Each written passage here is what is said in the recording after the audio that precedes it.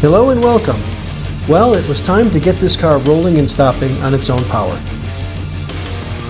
So I didn't have to go through this twice. I decided to change out the front and rear brakes, install new rear control arm bushings, and the refurbished gas tank.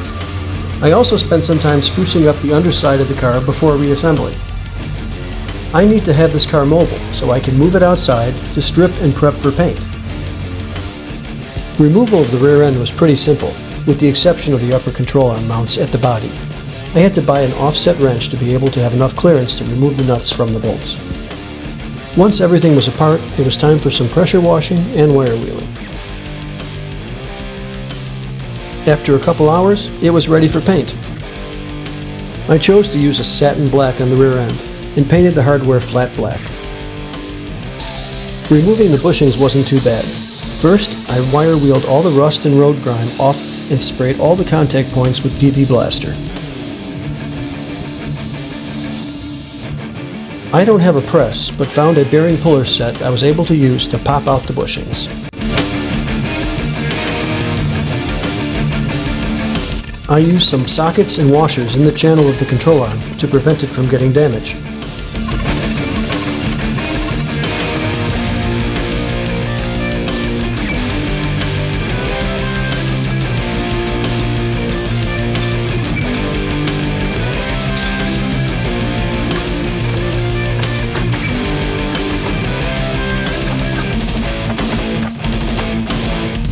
The bushings were then hammered out, and the process was repeated on all the control arm bushings.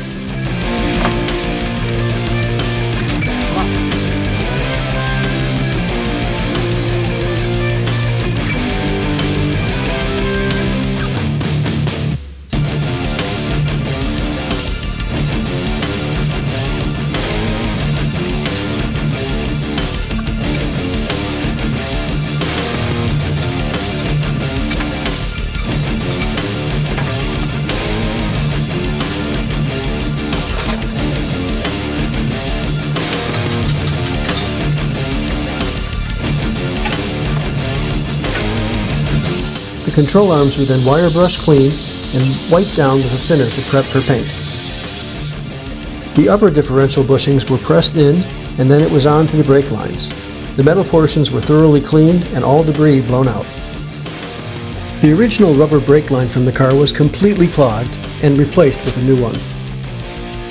Next, all the new bushings were pressed in the control arms, and they were painted satin black.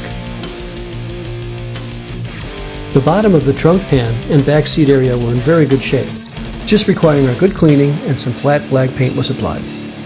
The original gas tank was cleaned up and pressure tested, and a new sending unit was installed. The straps were also cleaned up and painted a silver color. All the rubber fuel and vapor lines were replaced.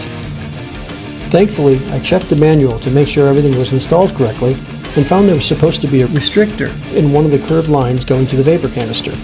I was able to find it and install in the replacement line. The metal portions of these fuel lines were also restored and blown clean before reassembly.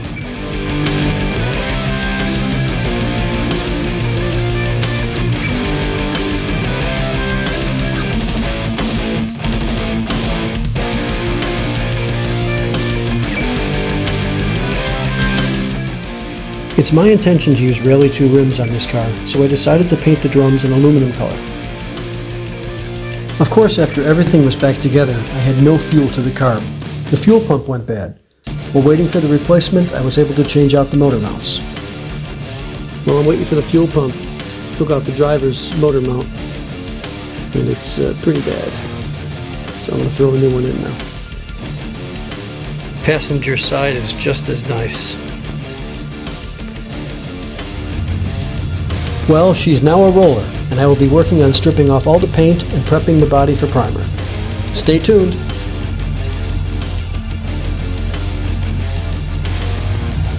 Please give us a like and subscribe to the channel for notifications on this project's progress and other how-to videos.